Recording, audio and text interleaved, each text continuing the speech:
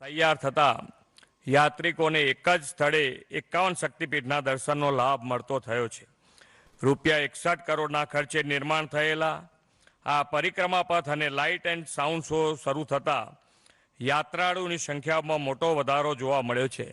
પહેલાં દર વર્ષે જ્યારે 75,000 શ્રદ્ધાળુઓ આવતા ત્યારે માત્ર 3 જ મહિનામાં 1.5 લાખ શ્રદ્ધાળુઓએ આનો લાભ લીધો છે. આદરણીય વડાપ્રધાનશ્રીની પ્રેરણાથી માધવપુરા ગેટના પવિત્ર મેળાનું રાજ્યમાં દર વર્ષે ભારત સરકાર દ્વારા આયોજન થાય છે. પૂર્વોત્તર ભારત અને પશ્ચિમ ભારતના સાંસ્કૃતિક અનુબંધનને ઉજાગર કરતા માધવપુરાના આ વર્ષના મેળાનું ઉદ્ઘાટન આદરણીય રાષ્ટ્રપતિ શ્રી રામનાથ કોવિંદજી દ્વારા કરવામાં આવ્યું હતું. આ મેળા દ્વારા રાજ્યના પ્રવાસનને વેગ મળવાની સાથે એક ભારત શ્રેષ્ઠ ભારતની વડાપ્રધાનશ્રીની નેમ પણ સાકાર થાય છે. આપણે જાણીએ છીએ કે ચાંપાનેરને પણ વર્લ્ડ હેરિટેજ સાઇટનો દરજ્જો મળ્યો છે. અહીં દુનિયાભરમાંથી પ્રવાસીઓ આવે છે. અહીં આવતા પ્રવાસીઓને વધુ સારી સુવિધા મળે તે માટે આ વર્ષના બજેટમાં ₹20 કરોડની જોગવાઈ પણ કરી છે. વડાપ્રધાનશ્રીના દિશા દર્શનમાં સરકારે યાત્રાધામોને સુયોજિત વિકાસ કર્યો છે. હવે આપણી જવાબદારી પણ વધે છે. આ સુવિધાઓનો વિવેકપૂર્વક ઉપયોગ થાય, યાત્રાધામ પરિસર સ્વચ્છ રહે તે આપણા પર નિર્ભર છે. આદરણીય વડાપ્રધાન શ્રી નરેન્દ્રભાઈ મોદીએ મન કી બાત કાર્યક્રમમાં દેશના નાગરિકોને અપીલ કરી હતી કે આપણી નજીકના મંદિરો અને પવિત્ર સ્થળોની સાફ સફાઈનું ધ્યાન રાખીએ. આપણે સૌ આજે અહીંથી સંકલ્પબદ્ધ થઈએ કે આપણે ગુજરાતના તમામ યાત્રાધામોને સ્વચ્છ રાખવામાં પોતાનું યોગદાન આપીશું. મહાકાળી માતાના કૃપા આશીષ ગુજરાત પર અવિરત વરસતા રહે અને ગુજરાત વિકાસની રાહે આગળ ને આગળ વધતું રહે એ જ માતાના ચરણોમાં પ્રાર્થના કરી વિરમું છું. જય માતાજી, ભારત માતા કી જય, વંદે માતરમ, જય જય ગરવી ગુજરાત. ખૂબ ખૂબ આભાર મુખ્યમંત્રી શ્રી. આપણે જેને સાંભળવા માટે આતુર છીએ એવા ગુજરાતના પનોતા પુત્ર ભારત માતાના સપૂત યશસ્વી વડાપ્રધાન માન્ય શ્રી નરેન્દ્રભાઈને વિનંતી કરું કે આપણને આવીને ઉદ્બોધન કરે. ભારત માતા કી, ભારત માતા કી.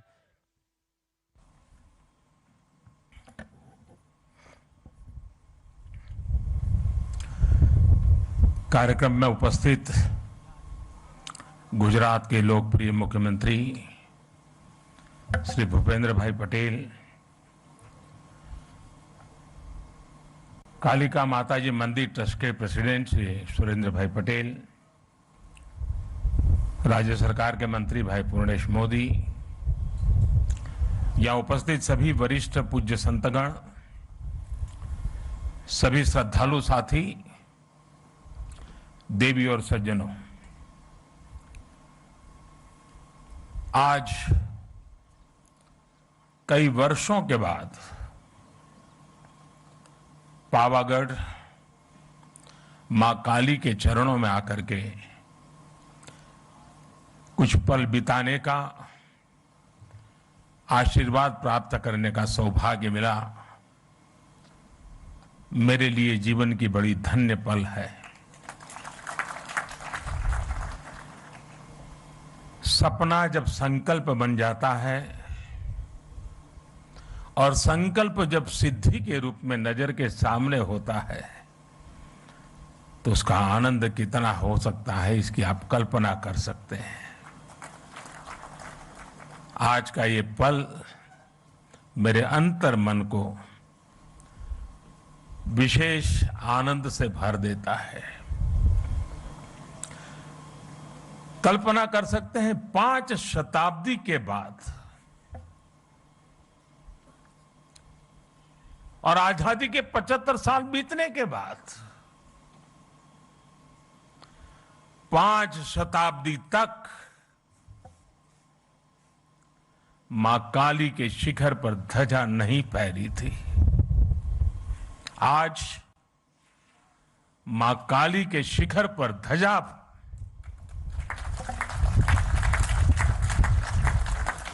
ये पल हमें प्रेरणा देती है, ऊर्जा देती है और हमारी महान परंपरा और संस्कृति के प्रति समर्पित भाव से जीने के लिए हमें प्रेरित करती है। आज से कुछ ही दिन बाद इसी महीने के अंत में गुप्त नवरात्रि शुरू हो रही है।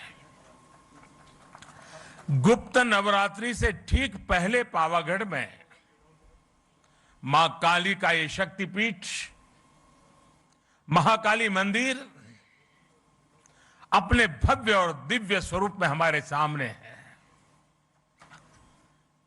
शक्ति और साधना की यही विशेषता होती है।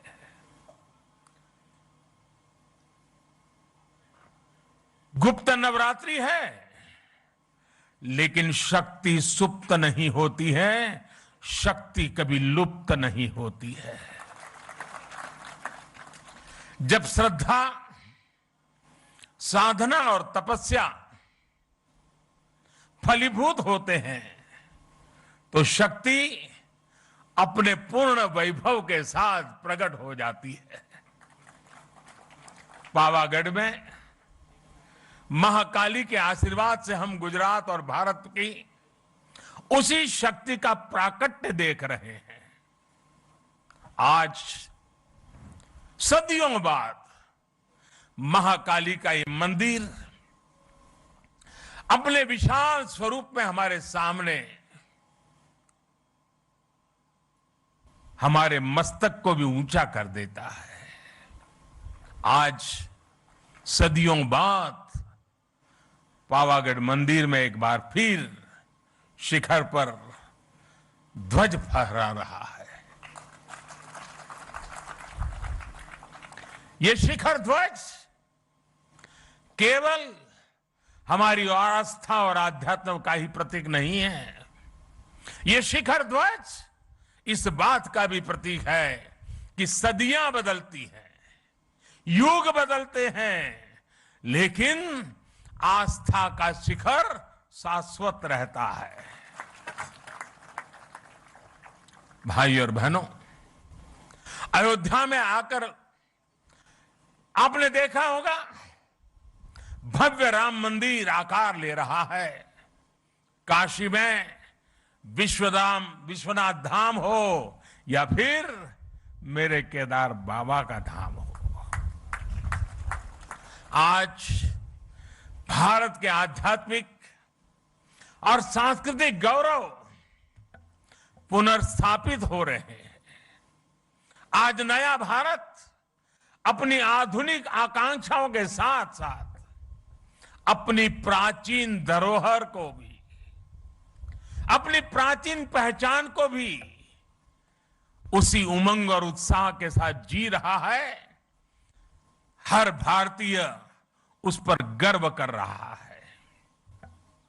हमारा ये आध्यात्मिक स्थल हमारी श्रद्धा के साथ साथ नई संभावनाओं के भी स्रोत बन रहे हैं। पावागढ़ में मां काली का मंदिर का पुनर्निर्माण हमारी इसी गौरव यात्रा का एक हिस्सा है। मैं इस अवसर पर मां महाकाली के चरणों में नमन करते हुए आप सभी को हृदय से बहुत बहुत बधाई देता हूं। आज का ये अवसर सबका साथ, सबका विश्वास और सबका प्रयास का भी प्रतीक है। साथियों, अभी मुझे मां काली मंदिर में ध्वजारोहण और पूजन अर्चन का सौभाग्य मिला है। मां काली के दर्शन करते समय मैं सोच रहा था कि आज मां काली के चरणों में आकर क्या मांगू। मां काली का आशीर्वाद लेकर इतिहास गवाह है, स्वामी विवेकानंद जी मां काली के आशीर्वाद लेकर के जन सेवा से प्रभु सेवा में लीन हो गए थे। मां मुझे भी आशीर्वाद दे कि मैं और अधिक ऊर्जा के साथ और अधिक त्याग और समर्पण के साथ देश के जन जन का सेवक बनकर उनकी सेवा करता रहूं। मेरा जो भी सामर्थ्य है, मेरे जीवन में जो भी कुछ पुण्य है, वो मैं देश की माताओं बहनों के कल्याण के लिए, देश के लिए समर्पित करता रहूं। गरवी गुजरात इस समय इस गरवी गुजरात की धरती से, मां काली के चरणों से मैं देश की आजादी के अमृत महोत्सव का भी स्मरण करता हूं। साथियों, गुजरात ने जितना योगदान देश की आजादी की लड़ाई में दिया है, उतना ही योगदान देश के विकास में भी दिया है। गरवी गुजरात भारत के गर्व और शान का पर्याय है। गुजरात ने भारत के व्यापार का भी नेतृत्व किया और भारत के आध्यात्मता का भी उसे संरक्षित करने का पूरा प्रयास किया। सदियों के संघर्ष के बाद जब भारत आजाद हुआ तो हम गुलामी और अत्याचार के घावों से भरे हुए थे। हमारे सामने उस अपने अस्तित्व को फिर से खड़ा करने की चुनौती, उसको लेकर के हम खड़े थे, लड़े थे। भारत के इस सांस्कृतिक आजादी की शुरुआत भी सरदार साहब के नेतृत्व में गुजरात से ही हुई थी। सोमनाथ मंदिर का पुनर्निर्माण राष्ट्र के पुनर्निर्माण के संकल्प के रूप में हमारे सामने आया। पावागढ़ और पंचमहाल आज सोमनाथ की उस परंपरा को आगे बढ़ा रहा है, जिसने गुजरात को पूरे देश में पहचान दी थी। आज जो ध्वजा फहराई गई है, वो केवल महाकाली मंदिर की ध्वजा नहीं है, बल्कि गुजरात और देश के सांस्कृतिक गौरव की ध्वजा भी है। पंचमहाल और गुजरात के लोगों ने सदियों से इस मंदिर की भव्यता के लिए प्रयास किए। अब सोने से बढ़े इस कलश के साथ इस मंदिर से जुड़ा वो सपना पूरा हुआ है। आज पावागढ़ और पंचमहाल की तपस्या सिद्ध हुई है। पंचमहाल और इस क्षेत्र में पुराना तो मुझे याद है, आज की परंपरा मुझे उतना पता नहीं है, लेकिन जो पुराना मैं जानता हूं, जब भी कोई शादी विवाह होता था तो इस मंदिर में सबसे पहले भक्त आकर के शादी का जो निमंत्रण पत्र होता था वो मां के चरणों में रख देता था। और मुझे पता है उस समय तो जो यहां पुजारी और पंडित लोग हुआ करते थे, वो शाम की आरती के समय दिन भर जितने ऐसे निमंत्रण आए हैं उसको पढ़ करके मां को सुनाते थे, भक्ति भाव से सुनाते थे। सुरेंद्र काका कह रहे हैं आज भी चल रहा है। बाद में आशीर्वाद में माता की तरफ से मंदिर से जिन्होंने निमंत्रण भेजा है उसे उपहार भी जाता है। कितना बड़ा सौभाग्य। और परंपरा लंबे अरसे से चली आ रही है, लेकिन माता ने इस बार हम सबको आज सबसे बड़ा उपहार दिया है। माता के दरबार का कायाकल्प और ध्वजारोहण, मैं समझता हूं हम भक्तों के लिए, शक्ति उपासकों के लिए इससे बड़ा उपहार क्या हो सकता है। और मां के आशीर्वाद के बिना यह संभव भी कहां हो सकता है। यहां श्री काली का मंदिर को लेकर जो कार्य हुए हैं उसमें एक खास बात और है। महाकाली मंदिर का इतना भव्य स्वरूप दिया गया, लेकिन इस पूरे काम में गर्भगृह में मूल स्वरूप अक्षुण्ण रखा गया। इसे सेवा यज्ञ में गुजरात सरकार, पवित्र तीर्थ यात्रा विकास बोर्ड और ट्रस्ट के लोगों ने मिलकर काम किया। मुझे बताया गया कि मंदिर परिषद की पूरी परिक्रमा के लिए, अभी सुरेंद्र भाई बता रहे थे, दूधिया तालाब और छासिया तालाब को जोड़ने वाला एक परिक्रमा पथ भी तैयार किया जाएगा। यज्ञशाला, भोजनशाला, पर्यटकों के लिए भक्त निवास और छासिया झील से माता जी के मंदिर तक लिफ्ट जैसी सुविधाएं, इसका निर्माण भी किया जाएगा। साथ ही माची के पास अतिथि गृह और मल्टी लेवल पार्किंग का निर्माण भी होगा। पहले यहां पहुंचने के लिए श्रद्धालुओं को कई घंटे लग जाते थे। सीढ़ियों से चढ़ना, यात्रा की थकावट, कठिनाइयों से गुजरना पड़ता था। पहले सीढ़ियां भी कैसी थी, जो पहले आए हैं उनको पता है, उसको सीढ़ी कह सके कि न कह सके, ये हाल था। लेकिन आज वो भी रचना अच्छी हो गई है। अब मंदिर तक पहुंचने के लिए अच्छे पत्थर से अच्छी सीढ़ियां बनाई गई है। सीढ़ियां की ऊंचाई भी ज्यादा नहीं है, बराबर हिसाब से रखा है ताकि चढ़ने वाले को दिक्कत ना हो। पहले मंदिर परिषद में 2 दर्जन लोग भी एक साथ नहीं पहुंच पाते थे। आज 100 से भी ज्यादा लोग एक साथ यहां आ सकते हैं, पूजा अर्चन कर सकते हैं। भीड़ का दबाव कम हुआ है तो यात्रियों के लिए सुरक्षा भी बढ़ी है। मंदिर परिषद के विस्तार से भगदड़ जैसी घटनाओं से भी बचा जा सके और हमें निरंतर जागरूक रहना ही पड़ता है ऐसी जगह पे। और अब तो इसके बाद शायद यात्रियों की संख्या बढ़ जाएगी, हमें उन सारी व्यवस्थाओं की चिंता करते रहना पड़ेगा। और मैं अभी से सभी काली भक्तों से प्रार्थना करता हूं कि अनुशासन का पालन करना होगा, क्योंकि कठिन जगह है, कोई हादसा न हो जाए। पहले कई बार हादसे होते थे, बड़ी चिंता सताती थी, लेकिन मां के आशीर्वाद से फिर गाड़ी चल पड़ती थी। मैं चाहूंगा हम उस अनुशासन का भी पालन करेंगे, क्योंकि कठिन स्थान है, ऊंचा स्थान है, कठिनाइयों के बीच काम करना होता है।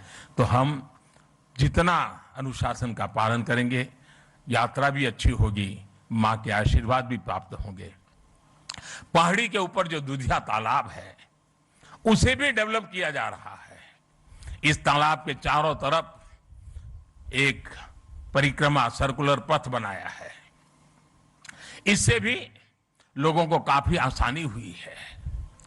मां महाकाली के चरणों में आकर हमें बार बार उनके आशीर्वाद प्राप्त करने के लिए का मन स्वाभाविक रूप से होता है। लेकिन पहले पावागढ़ की यात्रा इतनी कठिन थी कि लोग कहते थे कि कम से कम जीवन में एक बार माता के दर्शन हो जाए। आज यहां बढ़ रही सुविधाओं ने मुश्किल दर्शनों को सुलभ कर दिया है। माताएं, बहनें, बुजुर्ग, बच्चे, युवा, दिव्यांग, हर कोई अब आसानी से मां के चरणों में आकर के अपने भक्ति का, मां के प्रसाद का सहज लाभ ले सकते हैं। अभी मैं खुद भी यहां पहुंचने के लिए टेक्नोलॉजी के माध्यम से आया, रोपवे के माध्यम से आया। रोपवे में न केवल ये यात्रा आसान की है, बल्कि रोपवे से पावागढ़ की अद्भुत जो खूबसूरती है, उसका आनंद भी मिलता है। आज गुजरात में कई तीर्थ और पर्यटन स्थल ऐसे रोपवे से जुड़ रहे हैं। पावागढ़, सापुतारा, अंबाजी, गिरनार में रोपवे होने से लोगों का काफी सहूलियत मिल रही है। पावागढ़, मां अंबा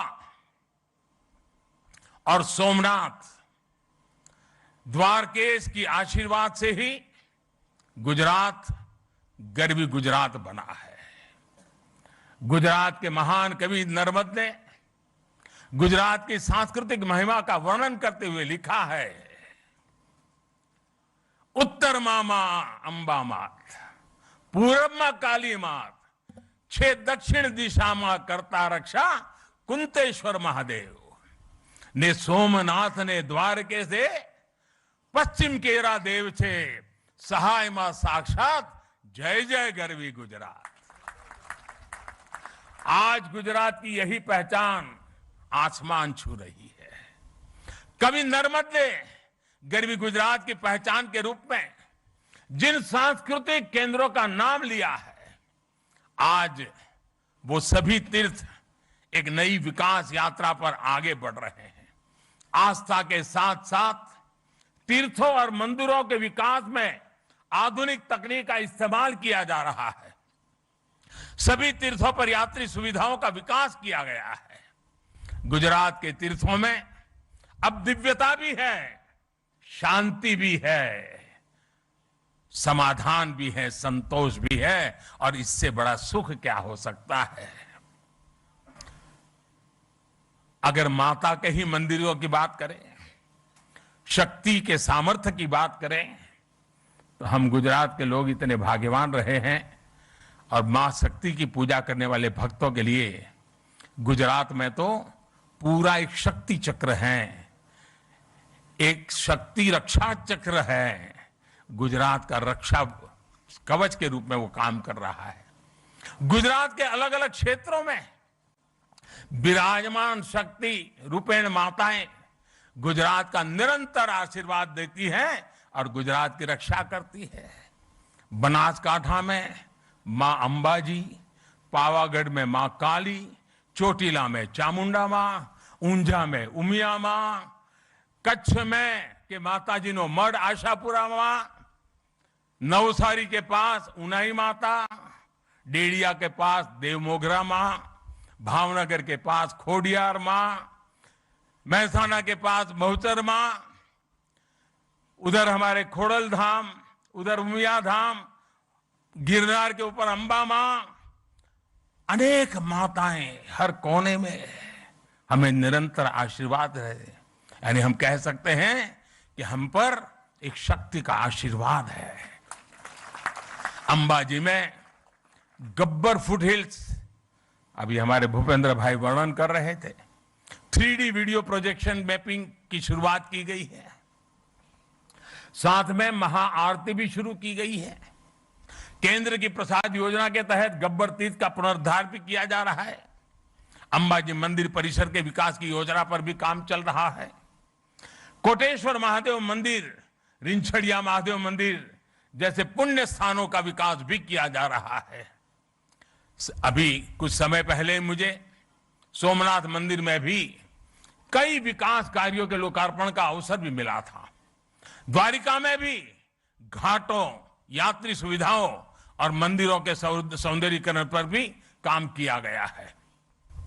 पंचमहाल के लोगों से मेरा आग्रह होगा, बाहर से जो भी श्रद्धालु यहां दर्शन करने आए, उनको आप अपने राज्य के इन सभी स्थानों पर जाने के लिए जरूर कहिएगा।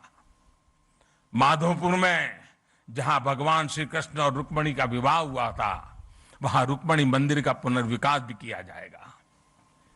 अभी अप्रैल के महीने में जैसा भूपेंद्र भाई ने बताया, हमारे राष्ट्रपति जी ने माधोपुर गेट मेले का उद्घाटन करके वो स्वयं यहां आए थे।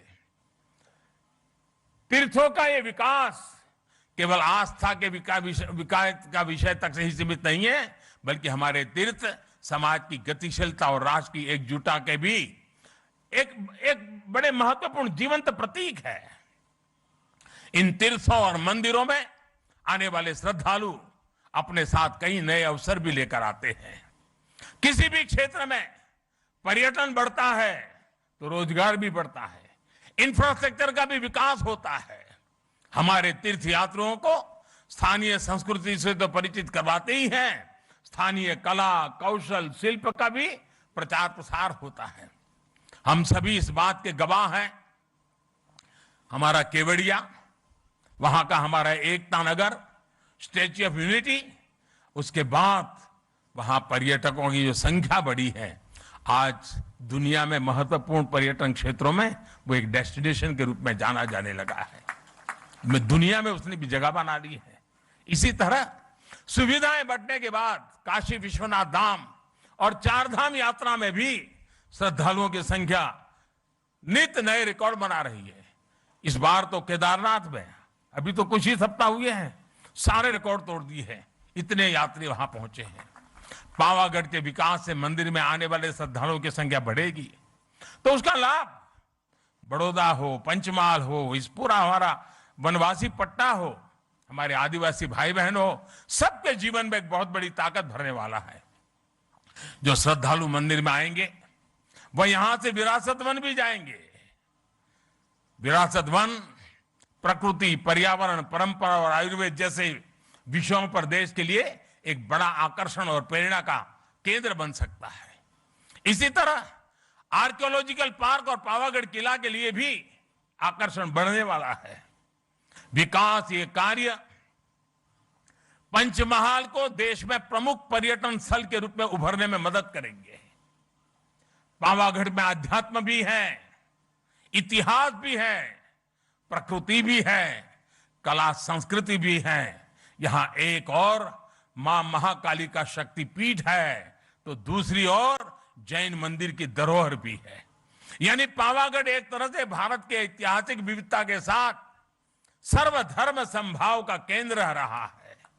यूनेस्को ने चांपानेर के पुरातत्व स्थल को विश्व धरोहर वर्ल्ड हेरिटेज के रूप में स्थल के रूप में इस साइट को दर्ज किया हुआ है। यहां बढ़ता हुआ पर्यटन यहां की पहचान को भी और मजबूत करेगा। पंचमहाल में पर्यटन की संभावनाओं के साथ साथ यहां के युवाओं के लिए बड़ी संख्या में नए अवसर तैयार होने वाले हैं। हमारे आदिवासी भाई बहनों के विशेष रूप से रोजगार के नए अवसर आने वाले हैं। आदिवासी समाज की कला, संस्कृति और पारंपरिक कौशल को भी नई पहचान मिलने वाली है। और हमारा पंचमहाल तो बैजू बावरा जैसे महान गायकों की धरती रहा है। वो प्रतिभा आज भी यहां की मिट्टी में है। जहां विरासत, वन और संस्कृति मजबूत होती है वहां कला और प्रतिभा भी पल्लवित होती है। हमें इस प्रतिभा को भी उभारना है, नई पहचान भी देनी है।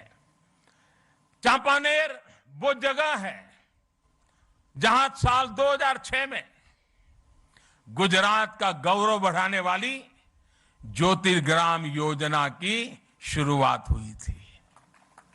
मैं जब मुख्यमंत्री बना तब लोग मुझे कहते थे, साहब कम से कम शाम को खाना खाते समय बिजली मिले इतनी व्यवस्था करो। यही मां काली के चरणों में बैठ करके हमने ज्योतिर्ग्राम योजना से गुजरात में और देश में पहली बार 24 घंटे घरों में बिजली पहुंचाने में सफलता प्राप्त की थी। और तब उस समय के हमारे राष्ट्रपति श्री एपीजे अब्दुल कलाम जी उस कार्यक्रम में आए थे और उनके कर कमलों से हमने उसको लॉन्च किया था। ज्योतिर्ग्राम योजना ने गुजरात के विकास में एक नया अध्याय जोड़ा। इस योजना की वजह से गुजरात के लोगों को 24 घंटे बिजली मिलना शुरू हुआ। पावरगढ़ का नाम ही एक प्रकार से हवा का गढ़ है। यहां वासुदेव की विशेष कृपा रहती है। मुझे विश्वास है कि हमारे सांस्कृतिक पुनरुत्थान और विकास की जो हवा पावागढ़ में बह रही है, इसकी महक भी पूरे गुजरात और देश में पहुंचेगी। इसी भाव के साथ मैं महाकाली के चरणों में एक बार फिर मेरा नमन करता हूं। आप सभी को भी एक बार फिर बहुत बहुत शुभकामनाएं देता हूं। અને આજે જ્યારે માં કાળીના ચરણોમાં આવ્યું છું ત્યારે ગુજરાતનો વિશાળ ફલક અને અન્ય રાજ્યોથી પણ માં કાળીના ભક્તોની અનગિનત સંખ્યા ખૂબ શ્રદ્ધા સાથે અહીંયા આવતી હોય છે। એ શ્રદ્ધાળુઓને પણ અનેક અનેક શુભકામનાઓ આપું છું। કારણ એમણે જે સપના જોયા હશે, એમના પૂર્વજોએ જે સપના જોયા હશે, એમના પૂર્વજો જે આશા સાથે આવતા હતા અને નિરાશ થઈને પાછા જતા હતા, આજે એમના સંતાનો એમના પૂર્વજોને પણ કહી શકશે કે આપે ભલે કષ્ટ વેઠ્યા હોય પણ હવે યુગ બદલાણો છે। હવે માં કાલી પૂરા ગૌરવ સાથે આપણને આશીર્વાદ આપી રહી છે। એવી જ એક ભાવના સાથે ફરી એકવાર આપ સૌને ખૂબ ખૂબ શુભકામનાઓ। સૌ ટ્રસ્ટી મંડળને, ગુજરાત સરકારને, ભૂપેન્દ્રભાઈના નેતૃત્વમાં થયેલા કામોને હૃદયથી બિરદાવું છું। આપ સૌને ખૂબ ખૂબ શુભેચ્છા આપું છું।